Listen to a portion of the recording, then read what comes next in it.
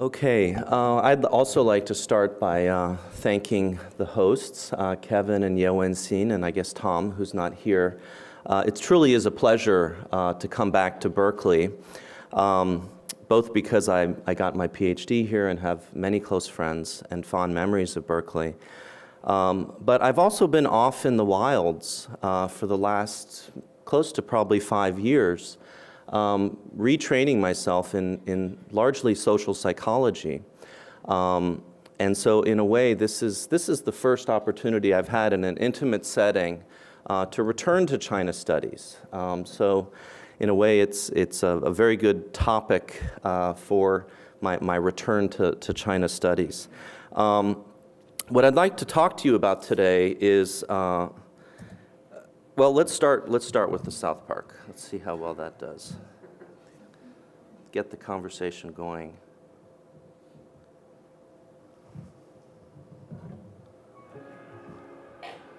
Welcome to the televised broadcast of the Olympic opening ceremonies from Beijing. Thousands of Chinese performers playing ancient Chinese drums. The precision of their movements made even more impressive by their massive numbers.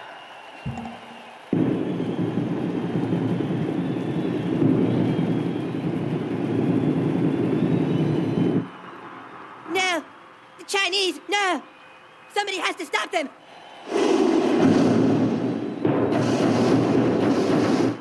No! No! Eric, sweetie, are you having nightmares about the Chinese again? They're gonna take over the world! Too many of them. No! Leave us alone! No! Ah! No! No! Sweetiekins, are you all right? Man, the Chinese are gonna get me! No, sweetie, the Chinese aren't going to get They you. are so! There's 2 billion of them and their economy is getting better, and with their advances in technology, they're going to bring down America!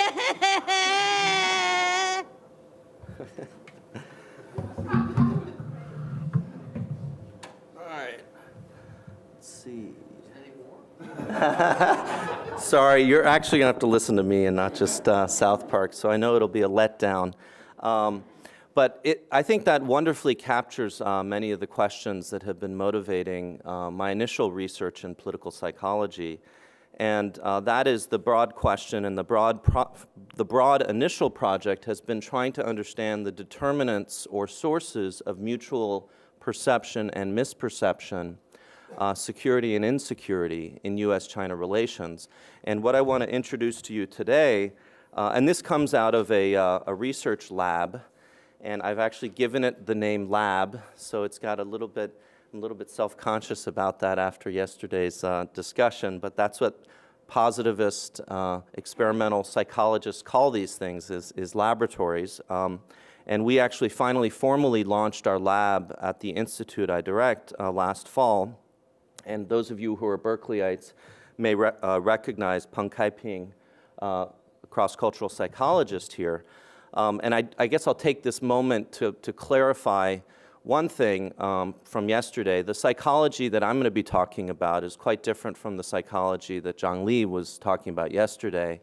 I don't yet consider myself a psychologist, but I am aware enough to know that there's a huge divide between people who do psychotherapy, psychodynamic analysis, who read Freud and Jung, which is not me, and the experimental and more positivist, empirically based social psychologists and cross-cultural psychologists like Peng Kai-ping, who I've been communing with over the last few years.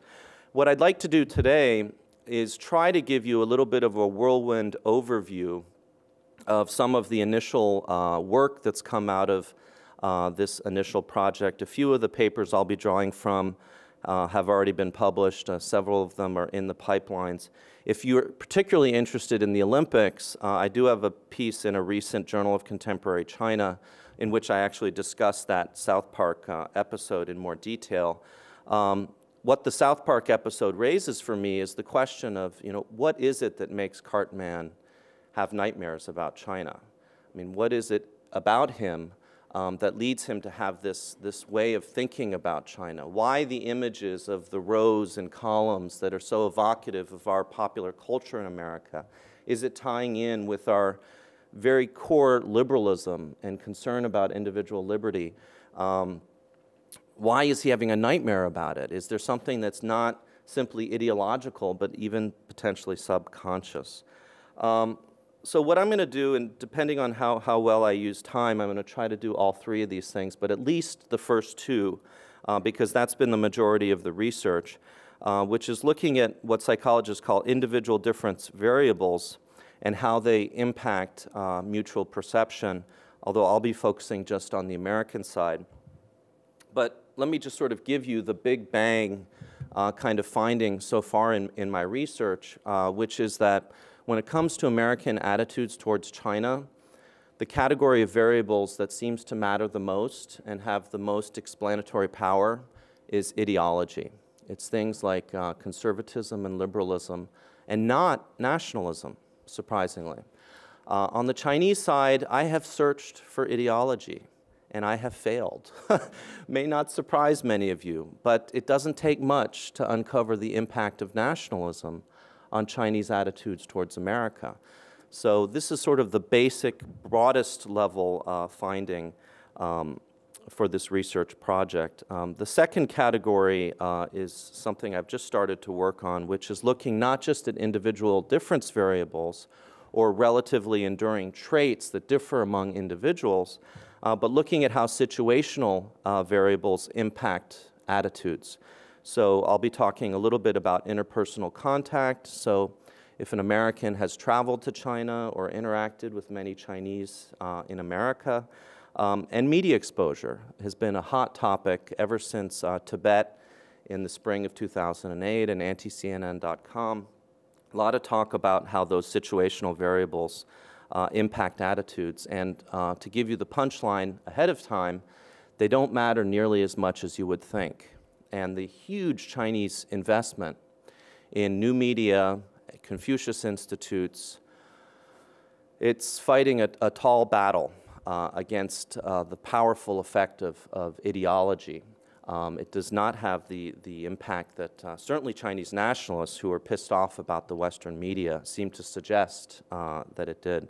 And then finally, if we have time, I've started to discover that psychologists have some ingenious tools for accessing the subconscious, and I've discovered an interesting connection at a subconscious level, so not even rising to the level of awareness, between communism and China. That leads to a deterioration of attitudes towards China across political ideologies. So it has an equal effect on liberals and conservatives. So the first question, does political ideology or party identification have any impact on China attitudes? You would think that this should be the ABCs of the study of Chinese foreign policy. And yet, when I first asked this question, I looked into the literature, the survey literature, the polling data. It was all contradictory. And what I realized was that there was some methodological, the evidence was contradictory and the effects were very small. And I think that had to do with the nature of the way questions were asked. There would simply be one question about, do you self-place yourself as extremely conservative or extremely liberal? And then the questions about China were often very poorly worded. And as a result, any possible correlations between these kinds of variables were attenuated. So I ended up just, on the broader question though, we know by looking at Beltway politics that we have both dragon-slaying Democrats like Nancy Pelosi and dragon-slaying Republicans like Donald Rumsfeld, obviously very different ideological profiles. And on the other side, we have panda-hugging Democrats and panda-hugging Republicans. So the Beltway politics is crazy. I mean, I think all of you are familiar with the crazy alliances that form on Capitol Hill when it comes to China policy. And I think that also contributes to this kind of throwing our hands up in the air on what impact of ideology on China policy, but probably the overall impression is due to the relatively high-profile impact of a couple of special interest groups. So you know, the feeling is that Republicans seem to be more pro-China because of big business, and Democrats and labor are so loud and noisy. Those liberals must not like China very much. And in fact, what I found is the exact opposite. There's a consistent impact, and this is some of the information about why we haven't got clear research to this point, and how I found that psychological measures have, in fact, allowed me to uncover something that wasn't uncovered before, trying to create more robust scales to measure deeper attitudes and ideologies. These are some examples of the kinds of questions. So you want to measure Chinese prejudice, prejudice towards Chinese, or essentially American attitudes towards the Chinese people. You give people 1 to 7 scales where they agree or disagree with a statement. So the Chinese people are dishonest, the Chinese people are friendly, agree, disagree. Reverse code the positive items like friendly, average across the 4 items, and you have a scale where everyone has a number between 1 and 7. Typically, because it's an average, you'll be a 4.2 or a 3.6, and therefore there'll be individual differences between 2 people who take the same survey. We can do the same thing for threat, material threat, symbolic threat, and actual stated policy preferences. So this is an indirect manifestation of a kind of behavioral measure. So what people say they would prefer the US-China policy to be. And here's what we find, and I've just put up 2 different independent samples, and I could probably put up a dozen of these because I've been asking these questions for so long now. This is an alternative way to be confident that the findings are generalizable, is to replicate the findings with independent samples. So even though these samples are not nationally representative samples that our colleagues in American voting behavior insist upon, you know, the fact that I replicate the same findings with different samples using different methods. I think the left is an internet sample, the right is a hard copy local community sample, but it's remarkably consistent over and over again. And what you see here, unfortunately, you're not seeing the bottom. The left is Democrat, the right is Republican.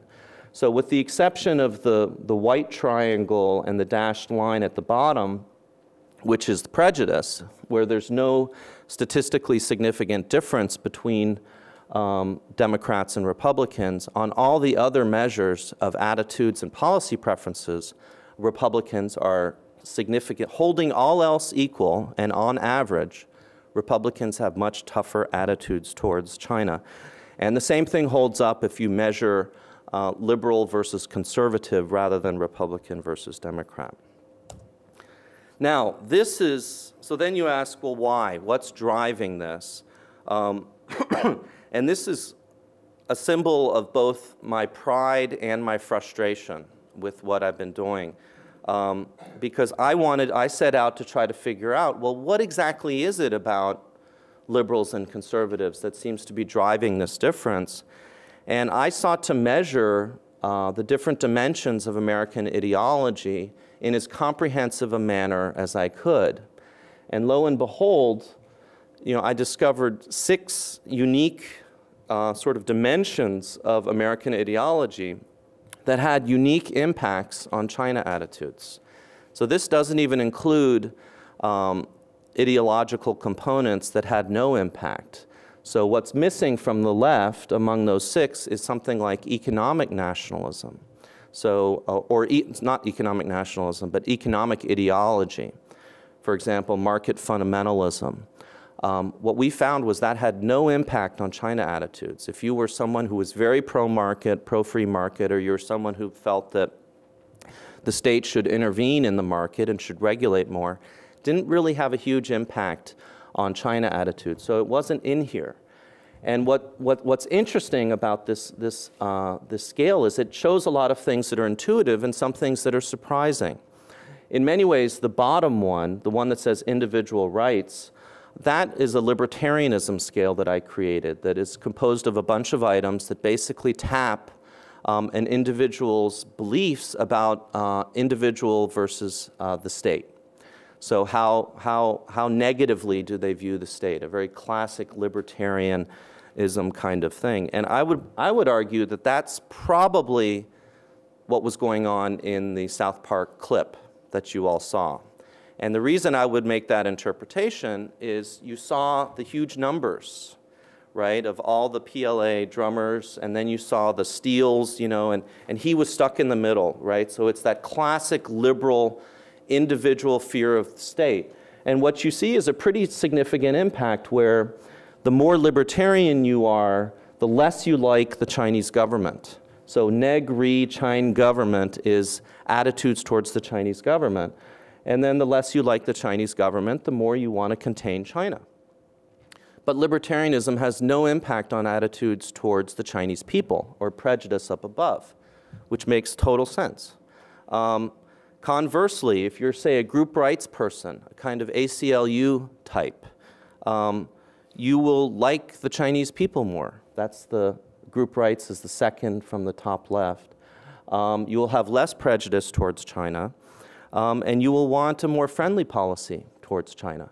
And in fact, that's, in a way, one of my big surprises, is that 0.25 between prejudice and contain.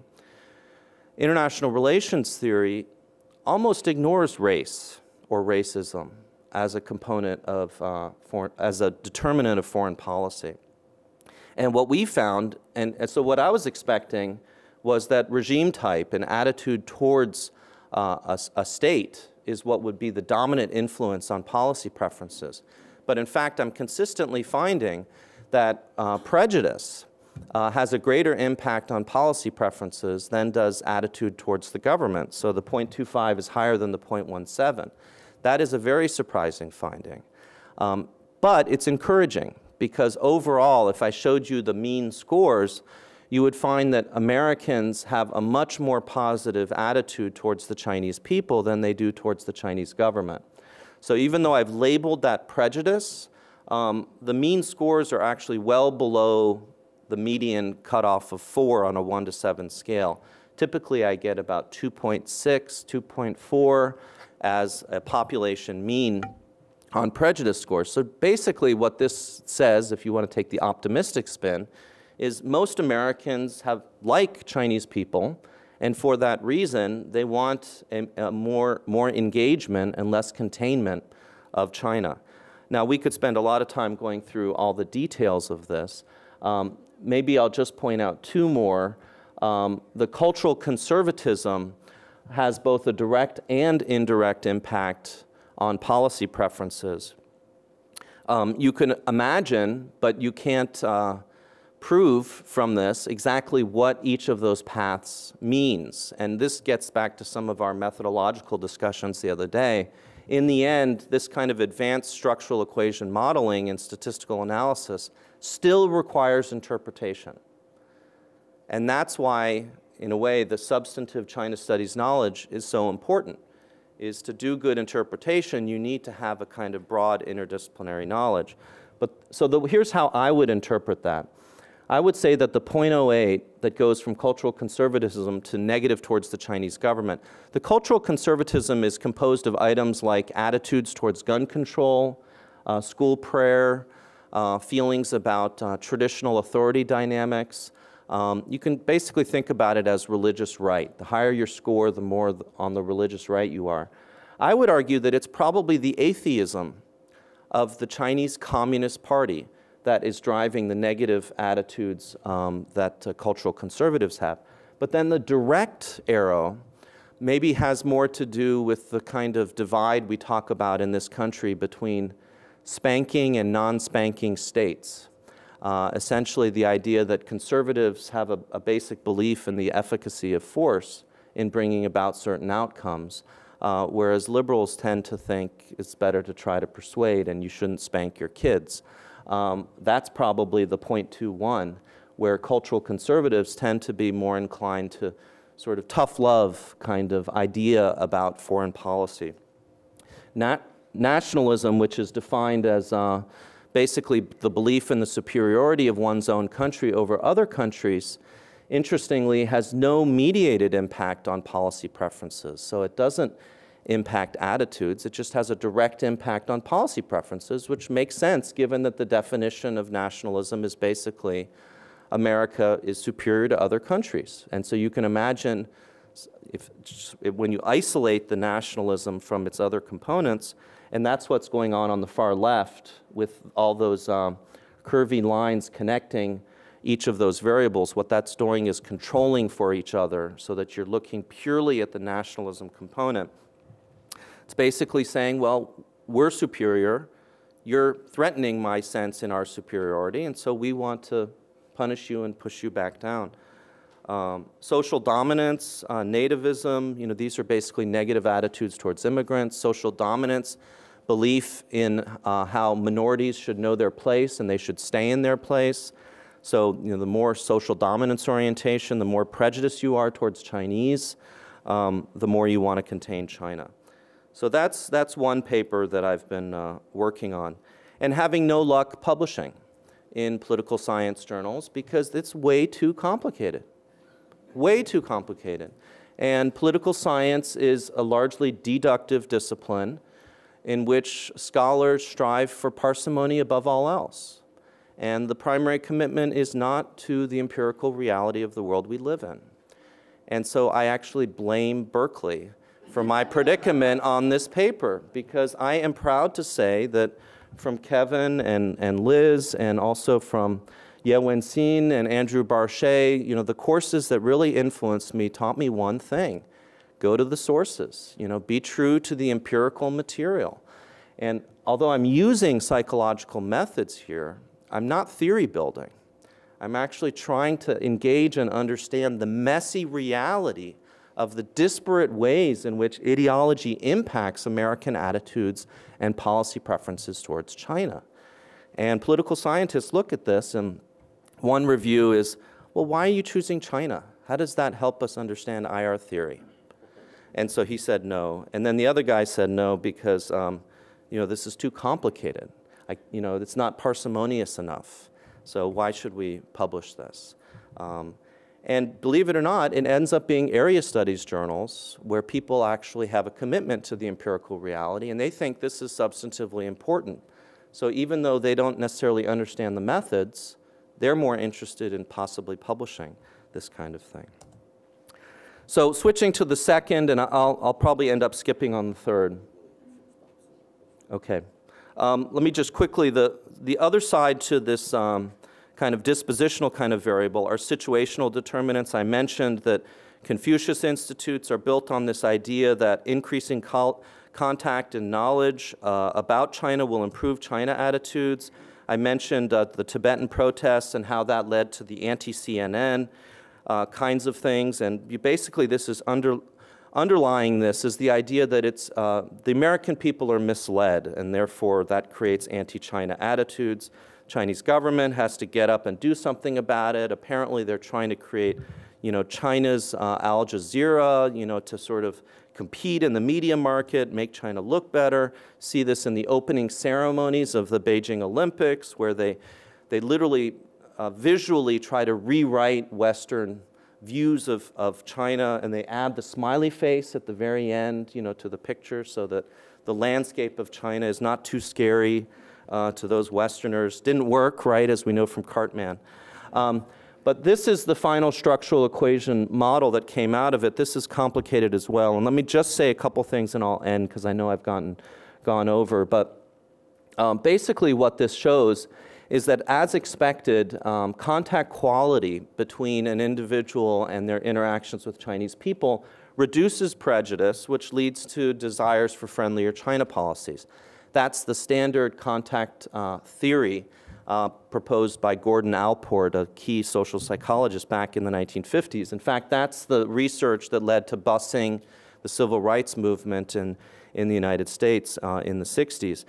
What I found is that you can extend that to a kind of indirect contact through media exposure, and that also has an impact on attitudes and policy preferences. But what I found is that knowledge cuts both ways. And so this idea that somehow American ignorance of China is what is to blame for all the problems in US-China relations is completely unfounded. I measured knowledge both with a 10-item multiple choice questionnaire, that's the objective knowledge item, and then also a subjective scale where people said, you know, how much do I know about China? In both cases, more knowledge was associated with less prejudice, which is as expected from the social psychology literature. But although the effect was small, the direction was the opposite. The more these Americans, and these are several thousand Americans, this is a pretty large survey, the more Americans knew about China, the less they liked the Chinese government. So be careful what you wish for. CCP, when you invest all this money in educating Americans about China, because it cuts both ways. Now, actually, overall, the news is good, because more knowledge is associated with less prejudice, and again, you see how prejudice has a greater impact on policy preferences than does negative attitudes towards the Chinese government.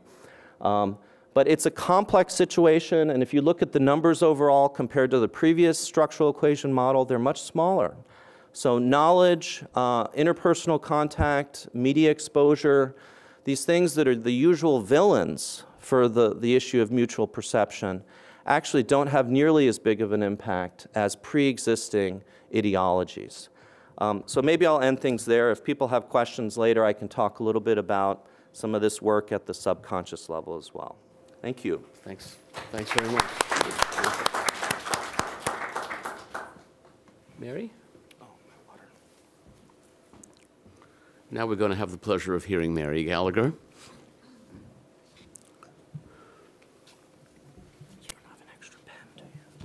Yeah, as a matter of fact, I might pick one up. Yeah. Thanks. Yeah.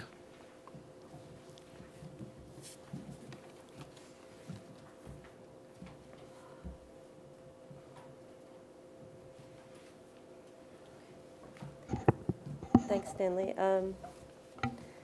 Okay, so I will probably be preaching to the choir in talking about the need for qualitative interviews and doing research on China in political science in particular.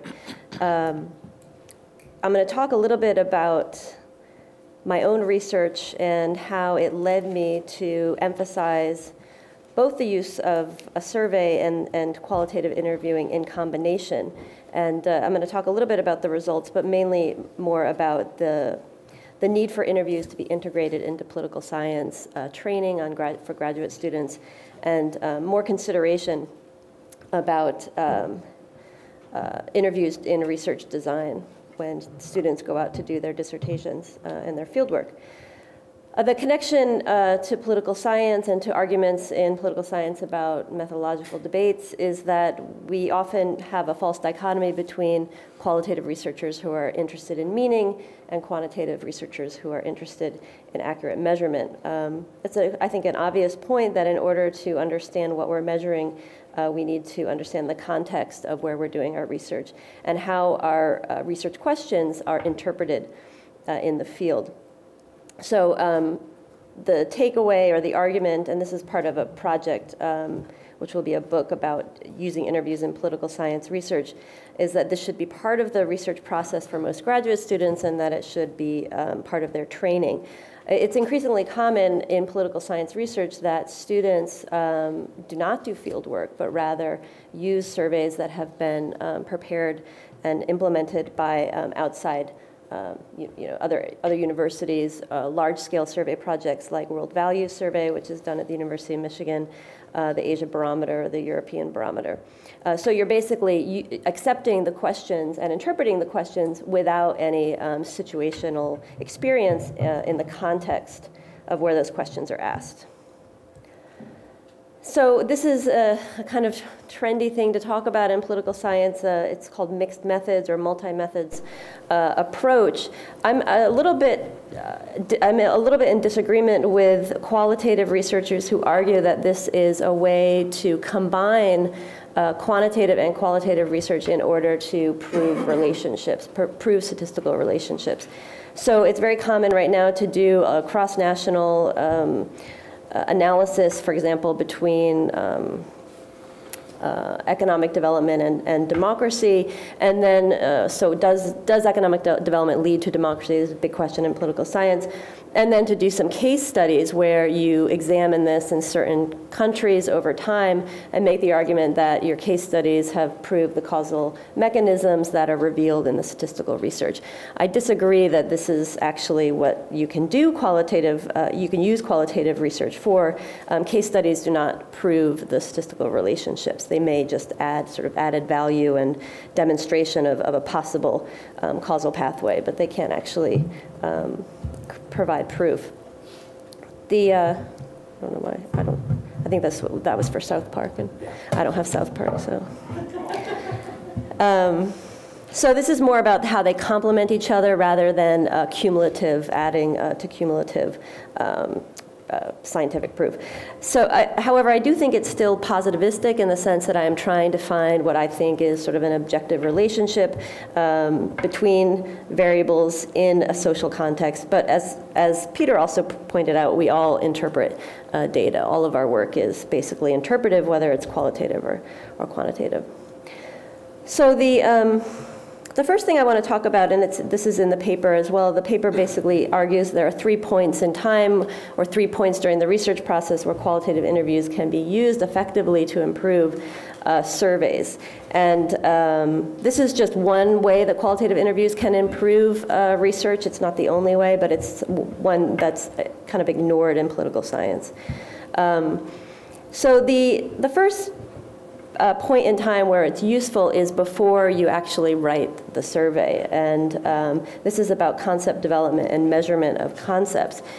Now, I was interested in the beginning of this research project, I was interested in the increasing propensity of Chinese citizens, particularly Chinese workers, to use the legal system to address their grievances. And in Chinese, this is sometimes called legal consciousness, sometimes called rights consciousness, sometimes referred to as the rights protection movement. And there's a debate, of course, that Peter Lorenzen in his paper talks about in the China studies about what this actually means. I was interested in measuring and capturing what kinds of workers are more likely to do this, and what does it also mean for their attitudes and their behavior vis-a-vis the state. So interested in this concept of legal consciousness, which is actually a very hard and silly concept. Very impossible to really get at. The notion of consciousness, again, gets to sort of subconscious or interior values about the legal system.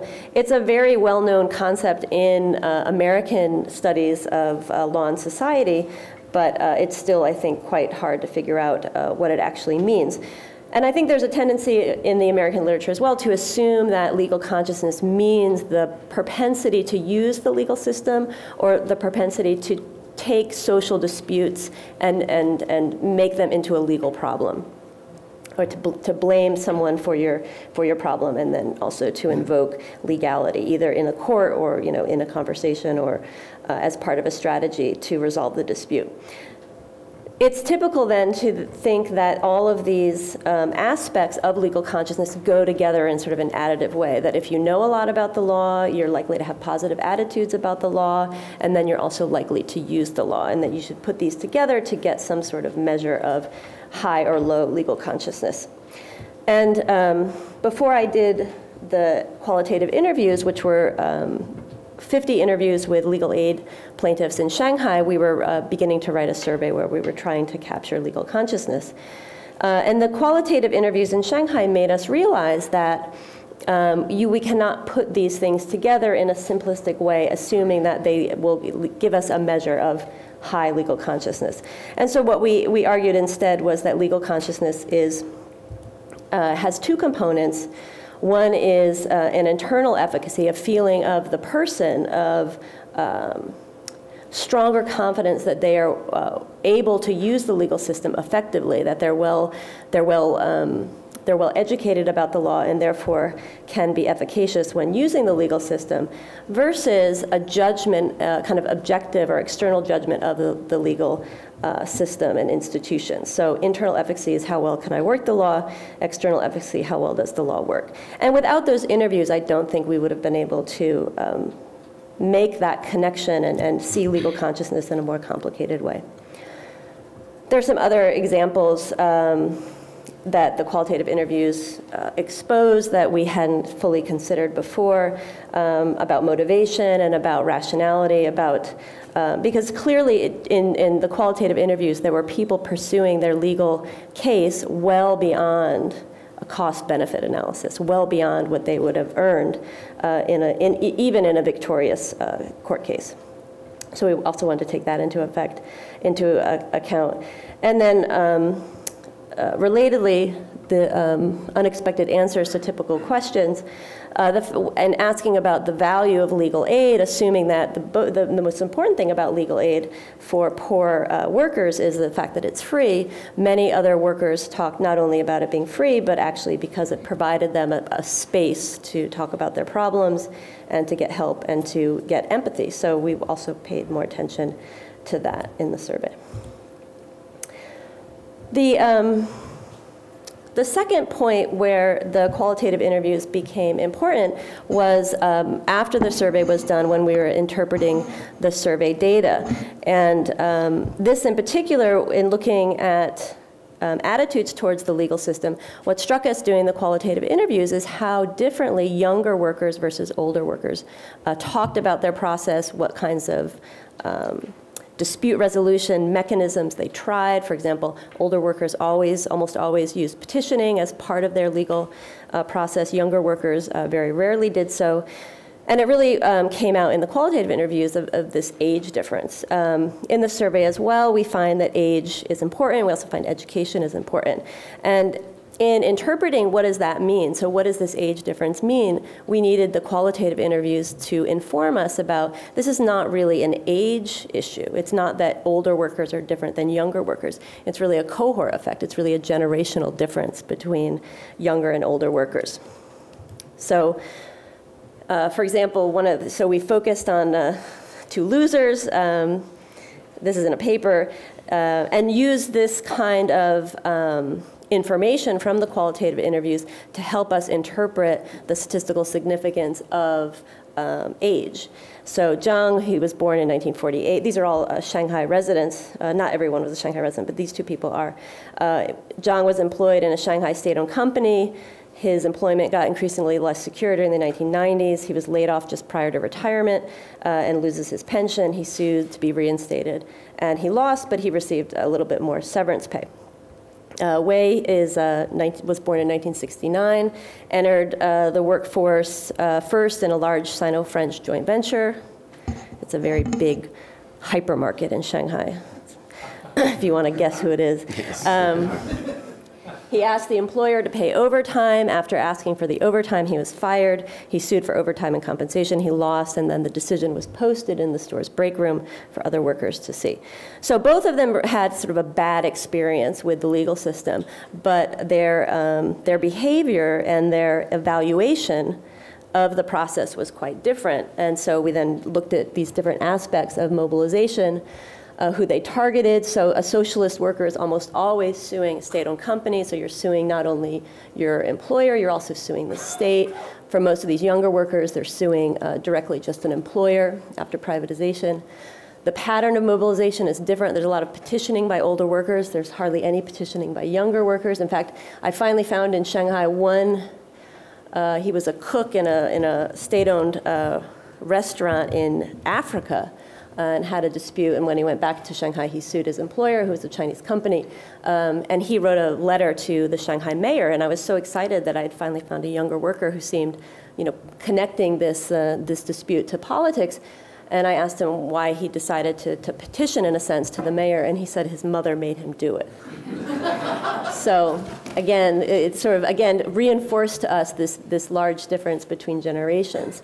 The older workers also talked a lot about, a shuofa, that they wanted to get something non-material out of their case. Younger workers were much more likely to give up if they thought it wasn't going to be worth it monetarily.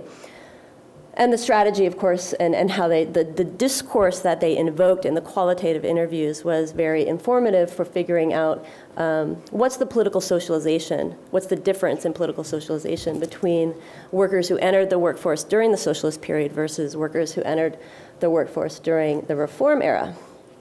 and also a difference of evaluation. So Wei, for example, who lost and was actually treated very badly by his employer, blamed himself. He said that if he had done it differently in terms of evidence, getting the evidence for the overtime infractions, he probably would have won. And I thought it was interesting that he really put much more emphasis on there was a procedural problem that I didn't do correctly.